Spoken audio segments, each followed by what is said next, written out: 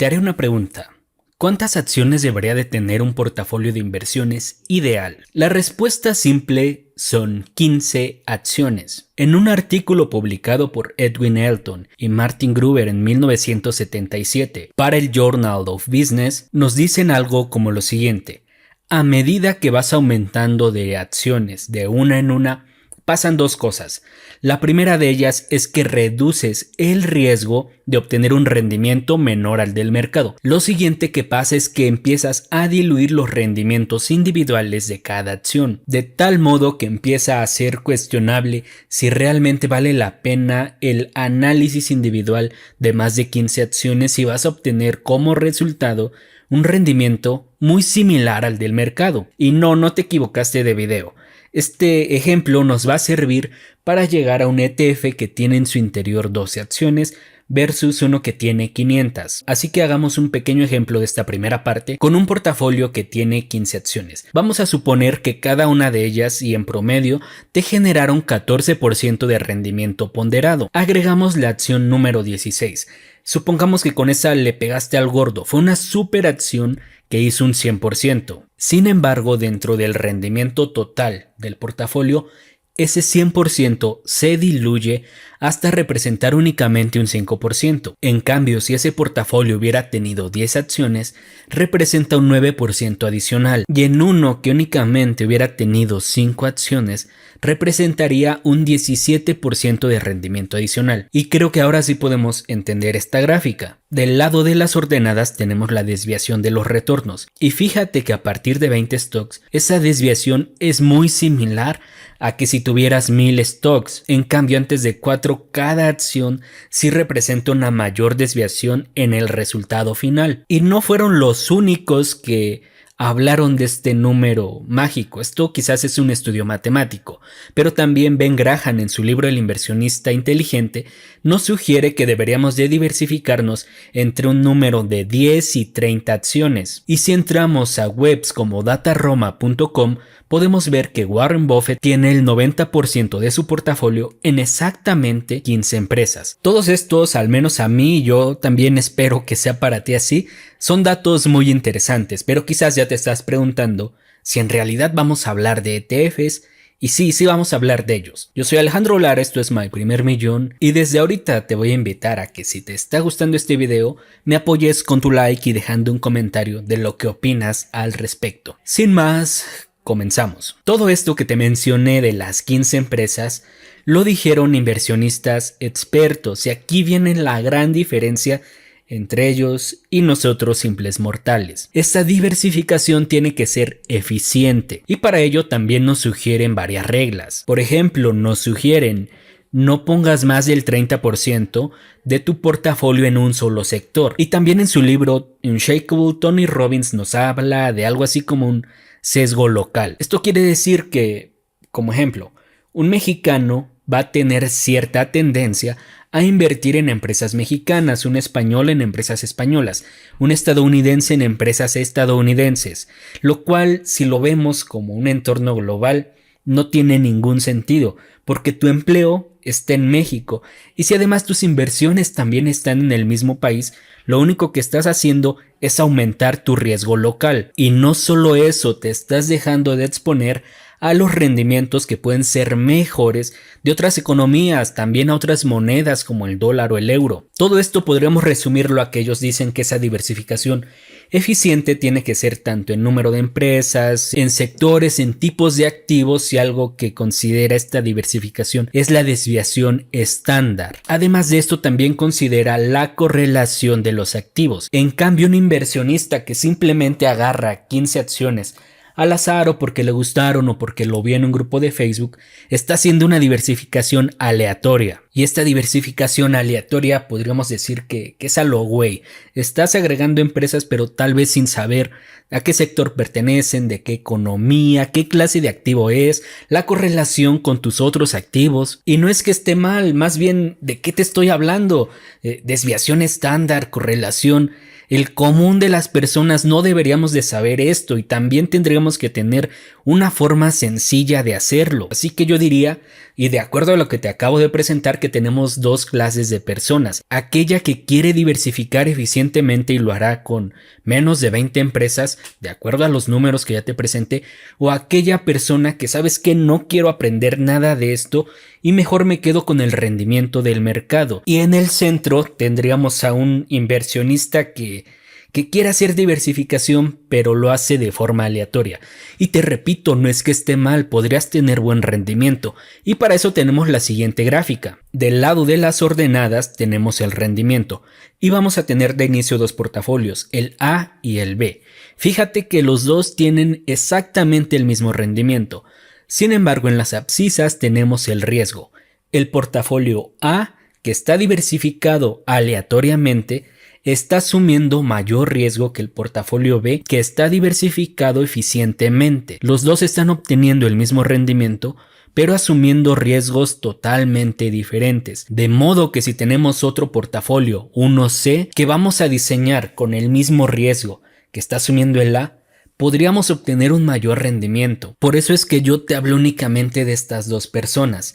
Y si me preguntas a mí, la inversión debería de ser algo que pueda hacer el médico, el carpintero, el de marketing, el estudiante, todos deberíamos de poder invertir de una forma sencilla sin estar constantemente pegados a la computadora, considerando todo esto de desviaciones estándar. Para eso existen los ETFs, que básicamente son una canasta de activos ya diversificados entre varios sectores, clases de activos, economías, que no buscan ganarle al mercado, no buscan tener en su interior, o normalmente no deberían de buscar tener en su interior esas 15 empresas. Deben de buscar tener muchas empresas que te acerquen a replicar un índice, es decir, que busquen darte el mismo rendimiento que un mercado o que un sector, además de que son gestionados por profesionales, por empresas administradoras que lo único que te van a cobrar es una pequeña comisión. Tienen muchas ventajas porque lo único que tú tienes que hacer es comprarlo y ya. Y por ejemplo, el más conocido, uno de los más conocidos, es el VOO, que replica el Standard & Poor's 500, las 500 empresas de mayor capitalización de Estados Unidos. La desventaja sería que al día que estoy grabando este video tiene un precio aproximado de 7,500 pesos. Y entonces, después de todo este rollo, ahora te voy a platicar de 3 ETFs baratos. Baratos porque uno cuesta 1,000 pesos y 2 de ellos cuestan menos de 100 pesos. Primero tenemos a Genius 21. Un ETF muy reciente, muy nuevo, que está en boca de todos, que cotiza a un precio de 50 pesos mexicanos y que busca replicar al Ingenious Index. También tenemos a IBB Peso, que al día que estoy grabando este video cotiza a 67 pesos mexicanos y busca replicar al Standard & Poor's 500, pero además tiene una cobertura cambiaria peso-dólar. Y finalmente tenemos al SPLG, que también busca replicar al Standard & Poor's 500 y al día que grabo este video tiene un precio de aproximadamente 1,000 pesos. Así es como surge esta tabla. Cada ETF, ya te lo había mencionado, tiene su administradora. En el caso de Genius 21 es Quanta Shares, en el caso de IBB Peso es BlackRock y en el caso de SPLG es State Street Corporation. En la misma tabla estamos viendo el costo administrativo. Aquí me gustaría platicarte cómo se cobra esta comisión. Esta comisión se cobra de forma diaria. Tomemos como ejemplo el Genius 21. Ese 0.60% que es anual se te va a cobrar de forma proporcional cada día del año con base en el valor liquidativo que haya tenido el ETF ese día. Es decir, que así tengas un solo día el ETF, igual te van a cobrar la comisión. Y entonces empezamos a sacar primeras conclusiones. El IBB Peso y el SPLG replican al mismo índice, pero en la comisión, a pesar de que SPLG cotiza un mayor precio, la comisión es menor. Y si yo tuviera 1,000 pesos, pensaría en este ETF antes de pensar adquirir 15 títulos de IBB Peso. Y estos 3 ETFs invierten mayormente en Estados Unidos, excepto Ingenious, que tiene Alibaba, que es una empresa china. Y es el siguiente criterio que estamos viendo. ¿Cuántas empresas tiene cada ETF? Genius tiene únicamente 2 empresas, todas del tipo tecnológico en 3 sectores: tecnología de la información, consumo discrecional y servicios de comunicación. Por otro lado, IBB Peso y SPLG tienen en su interior las 500 empresas más grandes de Estados Unidos. Y a pesar de que son muchísimas más empresas, aquí vienen unas curiosidades. Casi el 35% del portafolio lo integran empresas tecnológicas y de hecho 5 de las empresas son las que tienen mayor ponderación y esas mismas 5 empresas también las tiene Genius 21. Y podríamos hacer un video, yo creo que lo vamos a hacer otro video para explicarte más a fondo qué es el ETF, donde puedes consultar toda su información, pero para este video me interesa ayudarte a comprender cuál te puede convenir más a ti. Y para eso, de regreso a nuestra tabla, ahora vemos los rendimientos pasados. Ingenius ha dado un 33% de rendimiento. Eso es más de 10% de lo que han dado los otros dos ETFs. Pero hay que entender que rendimientos pasados no garantizan rendimientos futuros. Esto es lo que ya pasó. No significa que vaya a ser así en el futuro. Ya notamos que Genius se parece más bien a lo que te mencioné al inicio, un inversionista que busca hacer una diversificación eficiente. El IBB Peso y SPLG se parecen más bien a un inversionista que quiere el rendimiento del mercado. Está sacrificando los rendimientos, pero no va a obtener un rendimiento menor al de la economía de Estados Unidos. Y por supuesto, Genius 21 tendrá mayor desviación estándar, mayor volatilidad, simplemente mayor riesgo. Y todo eso lo podemos ver de forma sencilla con un número que te agregué en otra columna, la beta. Porque la beta de un activo mide la variabilidad de ese activo en comparación a un mercado. Por eso es que la beta tanto del IBB Peso como del SPLG es igual a 1. Y por lo tanto un activo que tiene beta mayor a 1 se moverá más que el mercado, hacia arriba o hacia abajo. Esa beta de Genius 21 de 1.16 podríamos verla como que puede tener un 16% más de movimiento que el mercado, hacia arriba y también hacia abajo. Así que en conclusión, Genius 21 sí ha dado mejor rendimiento que el IBB Peso y que el SPLG, pero también tiene mayor riesgo asociado. Y eso duelen las caídas. Y para este punto ya toma sentido todo lo que te platiqué al inicio. Genius 21 tiene 2 empresas, en 3 sectores, en 2 economías. Y por lo tanto lo que busca es ganarle al mercado. Le está apostando a un sector que en los últimos años ha dado un rendimiento impresionante. Yo diría que este ETF casi tiene una diversificación eficiente. Tal vez habría que agregarle alguna empresa del sector financiero, exponerte otras economías, agregar un poco de bienes inmuebles y ya te quedarías con un portafolio de unas 15 o 20 acciones. Sin embargo, si tu portafolio en este momento ya tiene, por decirlo, 10 empresas o 12, o tiene también al Standard & Poor's 500, lo que va a pasar si adquieres Genius 21 es que te empiezas a acercar más a esa diversificación aleatoria.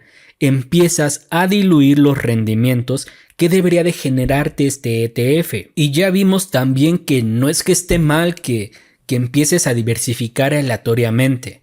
Lo que pasa es que empiezas a asumir mayor riesgo, lo empiezas a concentrar a la vez que también diluyes los rendimientos, lo cual, si me preguntas a mí, no tiene sentido. Y entonces ya está mi postura personal. Lo que yo voy a hacer, no voy a comprar Genius 21 porque primero, la comisión me parece cara y la segunda razón que tiene mayor fuerza es que yo ya tengo individualmente 7 de estas empresas que tiene el Genius 21. Es un ETF que me gustó demasiado, a excepción de Netflix, que es una empresa que no me gusta. Y si yo comprara este ETF, empiezo a caer en la diversificación aleatoria. Además de que yo tengo otra ponderación con esas empresas. Así que como conclusión, las administradoras nos van a dar lo que les pidamos. Este ETF, yo creo que estas empresas nos gustan a muchos de nosotros. Es un ETF muy bonito, muy llamativo, pero pregúntate si realmente va a aportar algo a tu portafolio, si lo va a volver más eficiente o simplemente vas a empezar a caer en una diversificación aleatoria que va a diluir tus rendimientos a la vez que concentra tu riesgo. Esa decisión, por supuesto, ya depende de ti. Espero que este video te haya gustado. Yo soy Alejandro Lara. Si fue así, me apoyarías mucho con tu like, dejando un comentario. Si eres nuevo en el canal, Por aquí estarás viendo un botón para que te suscribas. También te invito a unirte al grupo privado de Facebook, a visitar el canal Chismecito Financiero Podcast, un proyecto del que formo parte, a seguirme en mis redes sociales, que también estarás viendo por aquí o por acá. Y no me queda más que agradecerte por ver este video. Nos vemos en el siguiente.